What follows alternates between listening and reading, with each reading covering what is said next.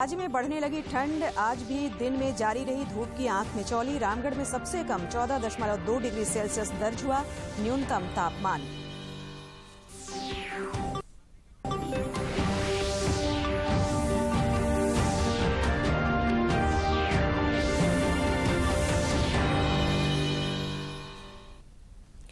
नमस्कार, प्रादेशिक समाचार में आपका स्वागत है। मैं हूं संध्या दिमता और समाचारों में आगे बढ़ने से पहले ये संदेश। देश ने कोविड टीकाकरण अभियान के अंतर्गत 127 करोड़ टीके लगाने का लक्ष्य हासिल कर इतिहास रच दिया है। इस महत्वपूर्ण कार्य में योगदान करने वाले चिकित्सकों, नर्सों और अन्य स्वास्थ्य कर्मियों का दूरदर्शन अभिनंदन करता है।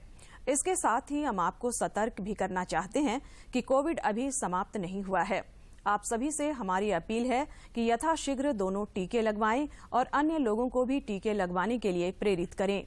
मास्क लगाएं, 2 गज की सुरक्षित दूरी बनाए रखें, बार बार हाथ धोएं और चेहरा साफ रखें। कोविड से संबंधित जानकारी और मार्गदर्शन के लिए राष्ट्रीय हेल्पलाइन काम कर रही हैं। इनके नंबर हैं 0112397846 और 1075। इसके अलावा राज्य हेल्पलाइन नंबर 104 डायल कर समस्या का त्वरित समाधान लिया जा सकता है। और अब समाचार विस्तार से। प्रधानमंत्री नरेंद्र मोदी की अध्यक्षता में आज केंद्रीय मंत्रिमंडल की बैठक हुई। इस बैठक में प्रधानमंत्री आवास योजना ग्रामीण को 2024 तक जारी रखने समेत कई अन्य प्रस्तावों को मंजूरी दी गई। कैबिनेट के फैसले की जानकारी देते हुए सूचना और प्रसारण मंत्री अनुराग सिंह ठाकुर ने कहा कि प्रधानमंत्री आवास योजना ग्रामीण के लिए अतिरिक्त करीब 2,17,500 करोड़ रुपए स्वीकृत किए गए हैं। आने के लिए आया हूं।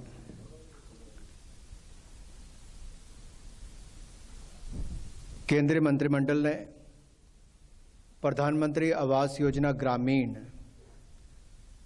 जो माननीय प्रधानमंत्री जी की एक सोच भी है कि जिसके माध्यम से देश के गरीबों को पक्का मकान देने की सुविधा दी जाए, और जिसका 2016 में जब शुरुआत की गई तभी आंकलन किया गया था कि लगभग 2,95 लाख लोगों को पक्के मकान की आवश्यकता है, और जिसकी स्वीकृति भी दी गई थी, जिसमें से अब तक नवंबर 2021 तक 1,65,000 आवास, 1,65,00,000 आवास बनाकर दिए जा चुके हैं। और सभी जो पात्र परिवार थे उनको इसके पैसे का भी दिया गया है।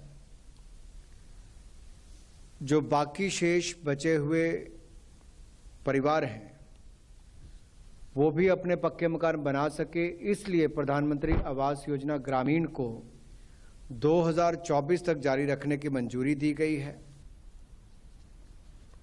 संसद के शीतकालीन सत्र के दौरान आज लोकसभा और राज्यसभा में प्रश्नकाल के दौरान जनहित से जुड़े कई सवाल लिए गए।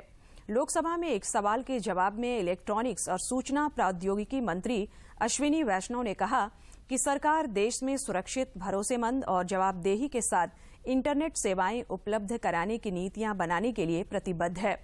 उन्होंने कहा कि इंटरनेट के विस्तार और अधिक से अधिक लोगों के ऑनलाइन होने से बच्चों के प्रति साइबर अपराध की घटनाएं भी बढ़ रही हैं। श्री वैष्णव ने कहा कि साइबर क्षेत्र की कई बड़ी चुनौतियां हैं। श्री वैष्णव ने सदन को सूचित किया कि केंद्र सरकार ने बच्चों के खिलाफ अपराधों सहित साइबर अपराधों से निपटने के तंत्र को मजबूत बनाने के लिए विभिन्न हितधारकों के परामर्श से कई उपाय किए हैं। संसदीय कार्य मंत्री प्रहलाद जोशी ने कहा है कि जनता ने विशेष रूप से कांग्रेस सहित विपक्षी दलों को चुनाव के दौरान नकार दिया है। उन्होंने कहा कि यदि वे संसद की कार्यवाही का बहिष्कार करते हैं तो ये अपने को जनता से दूर रखते हैं। संसद के बाहर संवाददाताओं से बातचीत करते हुए श्री जोशी ने कहा कि राज्यसभा में विपक्षी सदस्यों का दुर्व्यवहार एक दुर्भाग्यपूर्ण घटना है। अपने इतना बड़ा घटना घटा है राज्यसभा में, it is such a unfortunate incident which has never it should लो। विधानसभा में भी ऐसा नहीं हुआ है। इतना दुर्व्यवहार उन्होंने किया है अहंकार के साथ। अभी भी बोल रहे हैं हमने जो कुछ भी किया है वही सही है, ये ठीक नहीं है। मैंने कल भी राज्यसभा में मैंने ऑन रिकॉर्ड कहा हूं, अगर आप माफी मांगने के लिए आप रेडी होते हैं तो हम तुरंत सस्पेंशन वापस लेने के लिए तैयार है। सांसद गीता कोड़ा ने आज वर्ष 2021 की जनगणना में सरना कोड को शामिल करने को लेकर लोकसभा में प्रश्न किया। उनका भला नहीं होने वाला। महोदय, मैं आपके माध्यम से सरकार से ये कहना चाहती हूं कि पिछले वर्ष झारखंड सरकार ने सर्वसम्मति से, विधानसभा से सर्वसम्मति से सरना धर्म कोड के लिए केंद्र सरकार को प्रस्ताव भेज दिया है। महोदय, आपके माध्यम से मैं सरकार का ध्यान आकृष्ट कराना चाहती हूं कि सरकार अपने को आदिवासियों का हितैषी मानती है। सिर्फ मानने से नहीं बल्कि काम करने से होगा। आज देश के आदिवासी खतरे में हैं। इनकी भाषा भाषा की रक्षा करनी है तो इनको आने वाले 2021 के जनगणना के कॉलम में अलग धर्म कोड दिया जाए। आपने दुमका दौरे के क्रम में दूसरे दिन आज मुख्यमंत्री हेमंत सोरेन आपके अधिकार, आपकी सरकार, आपके द्वार कार्यक्रम में शामिल हुए। इस दौरान उन्होंने पुलिस लाइन मैदान में लाभुकों के बीच परिसंपत्तियों का वितरण किया और नियुक्ति पत्र भी बांटा। दुमका के पुलिस लाइन मैदान में मुख्यमंत्री ने मेगा परिसंपत्ति वितरण कार्यक्रम के दौरान 1127 करोड़ रुपए की परिसंपत्तियों का वितरण किया, जिसका लाभ 28 लाख लोगों को मिला। इस दौरान मुख्यमंत्री ने कहा कि राज्य की भौगोलिक दृष्टिकोण अलग है, इसलिए सरकार ने इस तरह के कार्यक्रम शुरू किए हैं। हिम्मत जुटा करके सोच भी लिया और प्रखंड मुख्यालय पहुंच भी गया या जिला मुख्यालय पहुंच भी गया और वहां उसका काम नहीं बना तो वो ग्रामीण, वो किसान, वो नौजवान, वो महिला मानसिक रूप से इतनी उनको पीड़ा झेलना पड़ता है कि इस योजना का लाभ लेने की सोच को ही छोड़ देते हैं। और जो गरीबों के लिए कल्याणकारी योजनाएं हैं वो कागजों में ही रह जाता है। इसीलिए हमने ये निर्णय लिया है कि अब सरकार आपके घर घर, गांव गांव, पंचायत पंचायत जाएगी और आपको अधिकार आपको हाथ में दे के आएगी। इस दौरान मुख्यमंत्री ने कहा कि कोरोना संक्रमण काल में सरकार ने हर वर्ग का ख्याल रखा। उन्होंने कहा कि राज्य ने ऐसी उद्योग नीति बनाई है जिससे स्थानीय लोगों को ज्यादा से ज्यादा रोजगार मिलेगा। घर मकान का सवाल है, इस लक्ष्य को भी पूरा करना है। प्रत्यक्ष अप्रत्यक्ष रूप से लगातार हम लोगों को रोजगार से जोड़ने का काम कर रहे हैं। अभी कल परसों ही रांची में 4 टेक्सटाइल उद्योग का, कपड़ा उद्योग का हम लोगों ने उद्घाटन किया, जहां हम 2000 से अधिक नौजवानों को नौकरी का हम लोगों ने नियुक्ति पत्र दिया। मुख्यमंत्री ने कार्यक्रम के दौरान 1500 नियुक्ति पत्र का भी वितरण किया। इस दौरान मंत्री आलमगीर आलम, सत्यानंद भोक्ता, बादल तथा विधायक स्टीफन मरांडी, नलिन सोरेन और प्रदीप यादव ने भी लोगों को संबोधित किया। दुमका से आर.के. नीरद की रिपोर्ट। देश में पिछले 24 घंटे के दौरान कोविड के 8,439 नए संक्रमितों की पहचान की गई है, जबकि 9,525 लोग इस महामारी से उबरकर स्वस्थ हुए हैं। वहीं पिछले 24 घंटों में कोरोना से 9,000 से अधिक लोग स्वस्थ हुए हैं, जिसके बाद देश में रिकवरी रेट बढ़कर 98.36% हो गया है।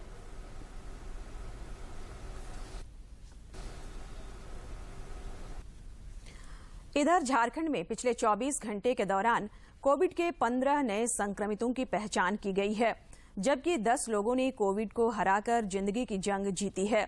राज्य में अब कोरोना के 136 सक्रिय मामले शेष हैं, जबकि रिकवरी रेट 98.49% पर बरकरार है।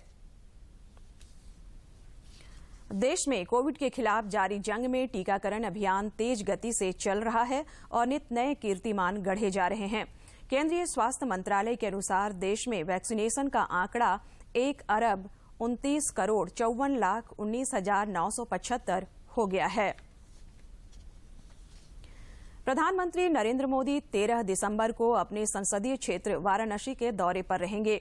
इस दौरान प्रधानमंत्री काशी विश्वनाथ धाम के सौंदर्यीकरण और विकास कार्यों का लोकार्पण करेंगे।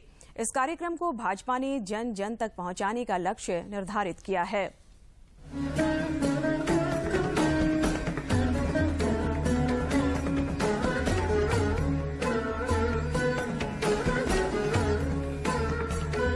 काशी से सांसद प्रधानमंत्री नरेंद्र मोदी का भगवान भोलेनाथ और मां गंगा से विशेष नाता रहा है। सांसद बनने के बाद से ही पीएम मोदी ने काशी विश्वनाथ धाम के सौंदर्यीकरण का बीड़ा उठाया है। काशी विश्व की सबसे पुरानी नगरी है। काशी में भगवान भोलेनाथ का जो मंदिर है और उसके आसपास के क्षेत्र का कई वर्षों से पुनर्निर्माण नहीं हुआ था। प्रधानमंत्री नरेंद्र मोदी ने काशी विश्वनाथ धाम के सौंदर्यीकरण का काम शुरू कराया था, जिसका लोकार्पण प्रधानमंत्री के द्वारा 13 दिसंबर को होगा। 13 दिसंबर को काशी विश्वनाथ धाम का लोकार्पण का कार्यक्रम प्रधानमंत्री श्री नरेंद्र मोदी जी के हाथों से काशी में होगा और देश भर से लगभग 3000 अलग अलग मठों से, अलग अलग संस्थानों से धर्माचार्य, महात्मा, संत, महापुरुष, कलाकार, गणमाननीय उसमें शामिल होंगे। प्रधानमंत्री नरेंद्र मोदी के विजन के तहत काशी विश्वनाथ मंदिर का पुनर्निर्माण किया गया है, लेकिन मंदिर के वास्तविक स्वरूप के साथ कोई छेड़छाड़ नहीं की गई है। भाजपा राष्ट्रीय अध्यक्ष जेपी नड्डा ने ये योजना बनाई है कि ये भव्य कार्यक्रम सिर्फ काशी तक ही सीमित न रहे, ये गांव-गांव तक पहुंचे। इसके तहत देश के 51,000 स्थानों पर ये कार्यक्रम लाइव दिखाया जाएगा। वो जन जन के मन में रहने वाले शिव का वो कार्यक्रम गांव-गांव तक पहुंच सके, उसके लिए भारतीय जनता पार्टी के राष्ट्रीय अध्यक्ष श्री जेपी नड्डा जी ने एक योजना बनाई है। उस योजना के तहत देश के 51,000 स्थानों पर वो कार्यक्रम सीधा लाइव दिखाया जाएगा। 13 दिसंबर की शाम को वाराणसी में ही भाजपा शासित राज्यों के सभी मुख्यमंत्री, उप मुख्यमंत्रियों का 2 दिवसीय सम्मेलन होगा, जो 14 दिसंबर तक चलेगा। 15 दिसंबर को दर्शन के बाद सभी मुख्यमंत्री और उप मुख्यमंत्री काशी से वापस लौटेंगे। 17 दिसंबर को काशी में ही देश भर के महापौरों का सम्मेलन होगा। इसके अलावा 23 दिसंबर को देश के अलग अलग प्रांतों से प्राकृतिक खेती, जैविक खेती करने वाले वैज्ञानिक, किसान, नई खेती करने वालों का बड़ा सम्मेलन किया जाएगा। 12 जनवरी को स्वामी विवेकानंद जी की जयंती है। उस दिन काशी में एक युवा सम्मेलन का आयोजन किया जाएगा, जिसमें हजारों नौजवान एकत्र होंगे। 13 दिसंबर से 14 जनवरी मकर संक्रांति तक काशी में रोज एक उत्सव होगा। महीने भर चलने वाले इस उत्सव की शुरुआत भी प्रधानमंत्री नरेंद्र मोदी करेंगे। दिल्ली से तापस भट्टाचार्य के साथ bureau report, DD news. Divya Kashi भव्य काशी का सपना 13 दिसंबर को पूरा होने जा रहा है। भाजपा के प्रदेश महामंत्री बाल मुकुंद सहाय ने कहा कि 13 दिसंबर को इस खुशी में भाजपा मंडल स्तर पर कार्यक्रम करेगी। भारतीय जनता पार्टी के प्रदेश महामंत्री बाल मुकुंद सहाय ने कहा कि 13 दिसंबर को देश के 51,000 स्थानों से लोग इस लोकार्पण कार्यक्रम का सीधा प्रसारण देख सकेंगे। अन्य प्रमुख धार्मिक स्थलों से, देवालय से, शिवालय से बड़े बड़े स्क्रीन लगा करके 51,000 स्थानों पे इसका सीधा प्रसारण दिखाया जाएगा। आने वाले 13 तारीख को माननीय प्रधानमंत्री के द्वारा इसका लोकार्पण है। काशी विश्वनाथ कॉरिडोर के लोकार्पण को लेकर झारखंड प्रदेश भाजपा ने भी कुछ कार्यक्रम तय किए हैं।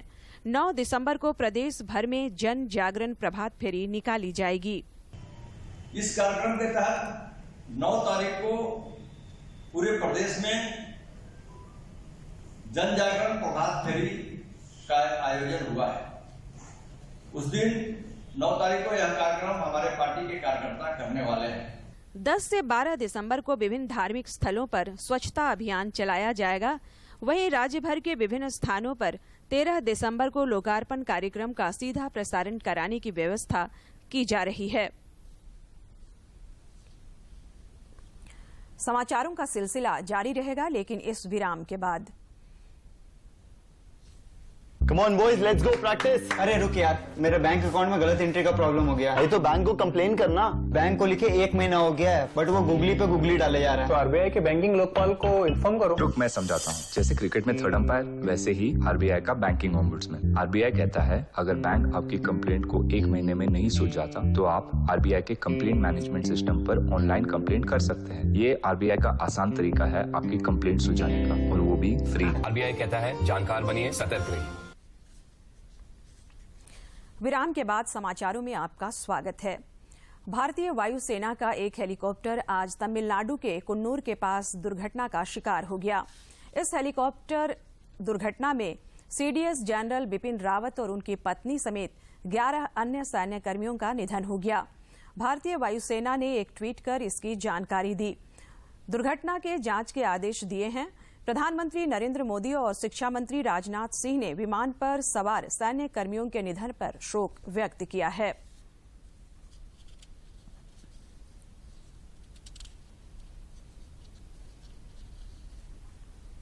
उन्होंने कहा कि मातृभूमि जनरल बिपिन रावत और उनकी पत्नी मधुलिका जी के असामयिक निधन से स्तब्ध और व्यथित हूं। देश ने अपने सबसे बहादुर सपूतों में से एक को खो दिया है।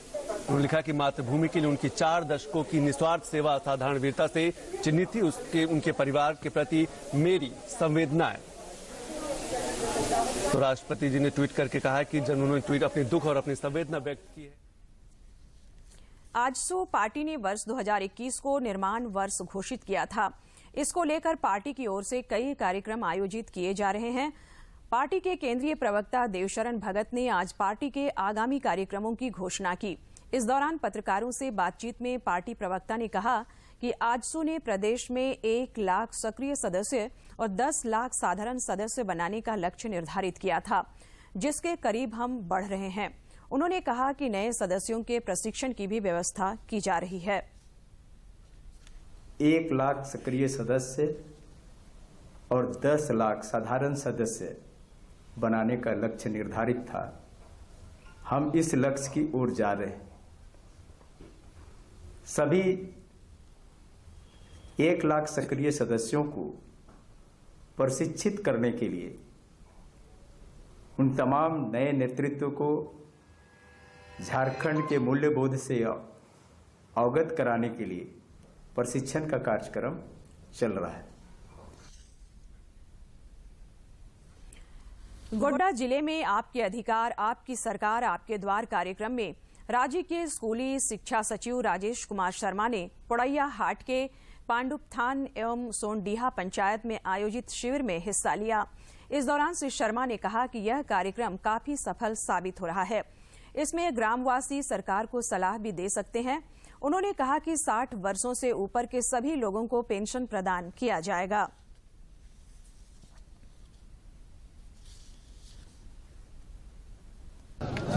पिछले काफी दिनों के बाद ऐसा कोई कार्यक्रम चालू हुआ है जिसमें जिले के तमाम पदाधिकारीगण लगातार लगभग 1.5 महीने तक पंचायतों में जाएंगे, और न सिर्फ जाएंगे बल्कि वहां की जनता के साथ इंटरेक्ट करके, उनसे विवरण करके उनकी मुसीबतों को समझेंगे और समझ के उसका वहीं पर समाधान करेंगे। जमशेदपुर में एनसीसी 37 बटालियन छात्रों के लिए सम्मान समारोह का आयोजन कर बेहतर प्रदर्शन करने वाले छात्रों को सम्मानित किया गया, जहां बिहार और झारखंड की एडीजी एम इंदिरा बालन मौजूद थे।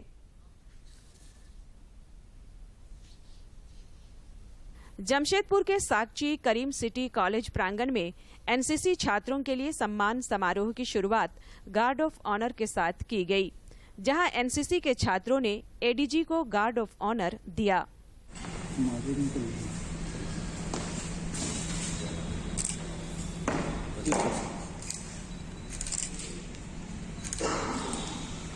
कैडेट अंकिता हंसदा,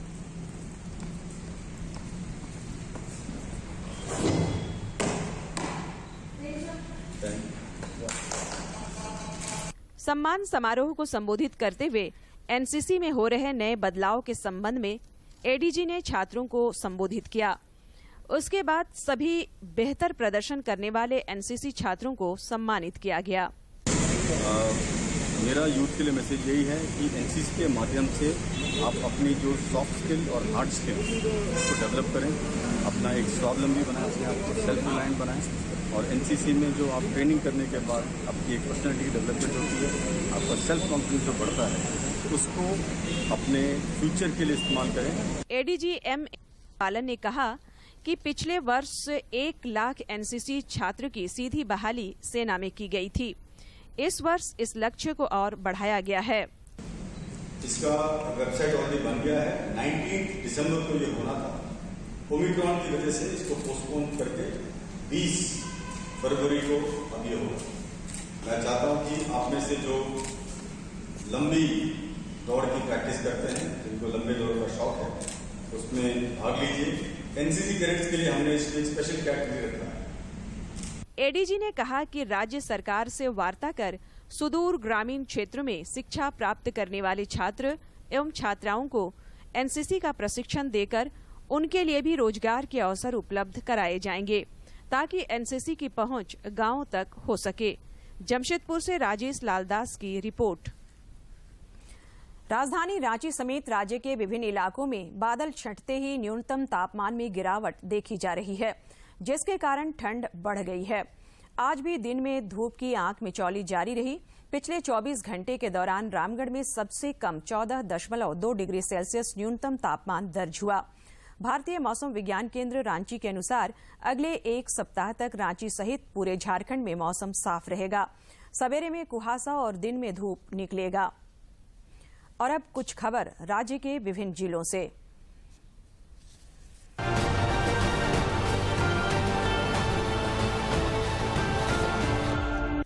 हजारीबाग में आपके अधिकार आपके द्वार कार्यक्रम के तहत कटकमदाग के कुसुम्बा पंचायत में शिविर आयोजित की गई। इस दौरान योजनाओं की जानकारी दी गई। मौके पर क्रेडिट लिंकेज द्वारा सखी मंडल को 10 लाख रुपए का ऋण भी स्वीकृत किया गया। जमशेदपुर में ठंड को देखते हुए जरूरतमंदों के बीच प्रशासन की ओर से कंबल का वितरण किया जा रहा है। जिले के उपायुक्त ने ठंड बढ़ने के साथ ही अधिकारियों को कंबल वितरण करने का निर्देश दिया है, ताकि जरूरतमंदों को सहारा मिल सके। चाईबासा के तातनगर काटभारी पंचायत में जिले के उपायुक्त अनन्य मित्तल ने कृषि संयंत्र का लोकार्पण किया। उपायुक्त ने जिले के हरियाली आजीविका समूह को एडीएफ से प्राप्त 16 प्रकार के कृषि यंत्र का लोकार्पण किया। उन्होंने उपकरण को सुचारू रूप से संचालित करने के लिए समूह को प्रोत्साहित किया। कोडरमा समाहरणालय सभागार में सहकारिता विभाग की उपायुक्त ने समीक्षा की। इस बैठक में जिला स्तरीय पैक्सों और व्यापार मंडल को कार्यशील पूंजी प्रदान करने के लिए 13 का चयन किया गया। अब किसानों को जिले में ससमय बीज, खाद्य और कीटनाशक दवाएं उपलब्ध हो सकेंगी। गुमला जिले के अलग अलग थाना क्षेत्रों में 3 लोगों के शव अलग अलग कुएं से बरामद किए गए हैं। 24 घंटे के अंदर ये मौतें हुई हैं। पुलिस ने सभी मामलों में शव को निकालकर पोस्टमार्टम के लिए भेज दिया है। गढ़वा के उपायुक्त की अध्यक्षता में विकास योजनाओं की समीक्षा की गई। इस दौरान केंद्र और राज्य सरकार की लंबित योजनाओं को जल्द से जल्द पूरा करने का उपस्थित पदाधिकारियों को निर्देश दिया गया। गढ़वा में आपके अधिकार आपके द्वार कार्यक्रम के तहत जिले के विभिन्न पंचायतों में शिविर आयोजित किया गया। शिविर में राशन कार्ड, पेंशन, श्रमिकों का निबंधन, आवास, मनरेगा सहित अन्य कल्याणकारी योजनाओं से संबंधित आवेदन प्राप्त कर उनका निष्पादन किया गया। देवघर में साइबर अपराधियों के खिलाफ पुलिस को बड़ी सफलता मिली है। विभिन्न जगहों पर छापेमारी कर 7 शातिर अपराधियों को गिरफ्तार किया है। इनके पास से mobile phone, SIM card, ATM card और नकद बरामद किया गया।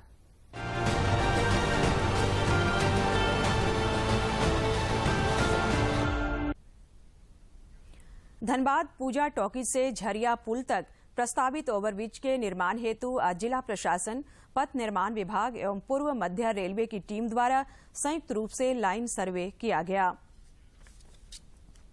उपायुक्त संदीप सिंह के नेतृत्व में संयुक्त टीम द्वारा पूजा टॉकीज, गया पुल, धनबाद रांची रेल लाइन, धनबाद गया रेल लाइन, डायमंड क्रॉसिंग सहित झरिया पुल तक पूरे अलाइनमेंट का लाइन सर्वे किया गया। इस संबंध में उपायुक्त ने बताया कि जिले में यातायात की समस्या से आम नागरिकों को निजात दिलाने एवं इसके स्थायी समाधान हेतु आधारभूत संरचनाओं का निर्माण करना प्राथमिकता है। रोड विभाग रांची की और रेलवे की जो ज्वाइंट टीम है उनके साथ में गया ब्रिज का जो हम लोग निर्माण कर रहे हैं उसके संबंध में, और दूसरा प्रपोज्ड ब्रिज अलाइनमेंट है उसी का लाइन सर्वे और बाकी फील्ड स्टडी के लिए आज हम लोग बनाए। उन्होंने बताया कि वर्तमान में गया पुल अंडरपास के निर्माण संबंधी कार्रवाई तेजी से चल रही है। उसी से निजात के लिए हम लोग ये प्रायोरिटी पर काम कर रहे हैं कि जितना जल्दी इंफ्रास्ट्रक्चर डेवलपमेंट होगा, इसी के साथ में हम लोग जो जाम की समस्या है श्रमिक चौक और बैंक मोड़ तक के पूरे स्टेट में रहती है, उससे मुक्ति मिलेगी। इसके अलावा पूजा टॉकीज से गया पुल होते हुए झरिया पुल तक एक ओवरब्रिज के निर्माण हेतु विभाग को जिला प्रशासन द्वारा प्रस्ताव भेजा गया था, जिसके आलोक में आज जिला प्रशासन, पथ निर्माण विभाग एवं रेलवे की संयुक्त टीम द्वारा प्रस्तावित ओवरब्रिज का लाइन सर्वे किया गया। धनबाद से अजय कुमार सिन्हा की रिपोर्ट। झामुमो से जामा विधायक सीता सोरेन ने कहा है कि जिस मकसद से झारखंड राज्य का निर्माण हुआ था, वह सपना आज भी अधूरा है। सोरेन ने कहा कि राज्य के दबे कुचले लोगों का अब तक अपेक्षित विकास नहीं हो पाया है। तो ये तो हो ही रहे, करप्शन जब विधायक और मंत्रियों को भुगतनी पड़ रही है तो आम जनता का क्या हाल हो सकता है, आप लोग बता सकते हैं। तो सभी त्रस्त ही है, अभी भी त्रस्त ही है। पत्रकारों से बातचीत में झामुमो विधायक ने बताया कि वे समय समय पर लोगों की समस्याओं से मुख्यमंत्री को अवगत कराती हैं। हम जब भी मिलते हैं तो हम चर्चा करते हैं इन्हीं सब विषयों पर जिस तरह से चल रहे हैं। अब तो मुख्यमंत्री अपने जो निर्णय ले इसके बाद, लेकिन हम जानकारी उनको समय समय पर देते रहे। सीता सोरेन ने कहा कि राज्य में अफसरशाही हावी है और अधिकारी मंत्री और विधायक तक की बात नहीं सुनते। अब करप्शन का जहाँ तक बात है तो अफसरशाही हावी है। यहाँ अफसर की सरकार चला रही है, यहाँ ना तो मंत्रियों का। दूरदर्शन झारखंड पर पल पल की खबरों से जुड़े रहने के लिए आप हमारे social media platform Twitter, Facebook और यूट्यूब से जुड़ सकते हैं, क्योंकि खबरों से जितना बाखबर रहना जरूरी है, उससे ज्यादा जरूरी है सटीक, संतुलित और निष्पक्ष समाचार। हमारा ट्विटर हैंडल और फेसबुक पेज है डीडी न्यूज झारखंड। आप हमें YouTube channel Jharkhand DD news पर भी देख और सुन सकते हैं। और अब आखिर में इस बुलेटिन के मुख्य समाचार एक बार फिर।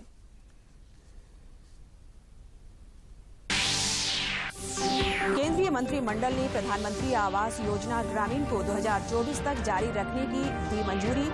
योजना के लिए अतिरिक्त 2,17,500 करोड़ रुपए स्वीकृत।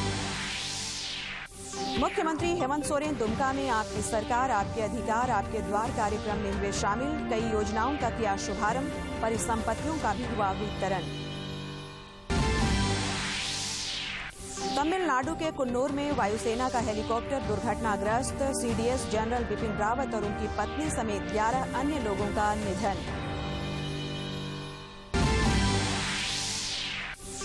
और राज्य में बढ़ने लगी ठंड, आज भी दिन में जारी रही धूप की आंख मिचौली। रामगढ़ में सबसे कम 14.2 डिग्री सेल्सियस दर्ज हुआ न्यूनतम तापमान।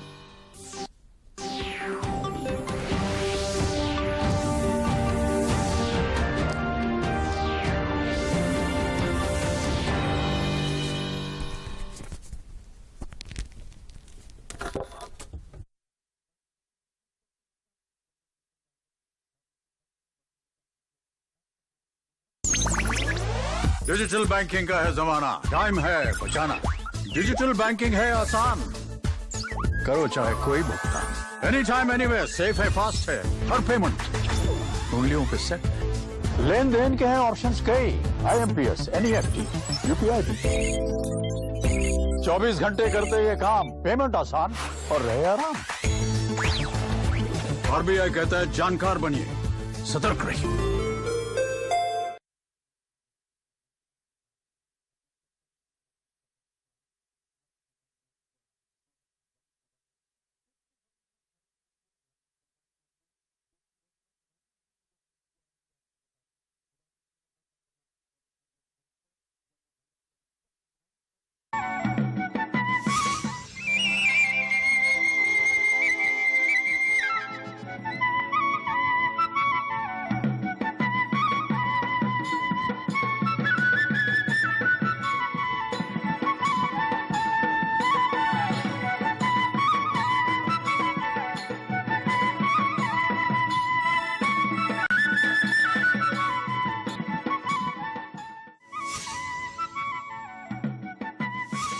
नमस्कार, जोहार दर्शक मित्रों, ढोल मांदर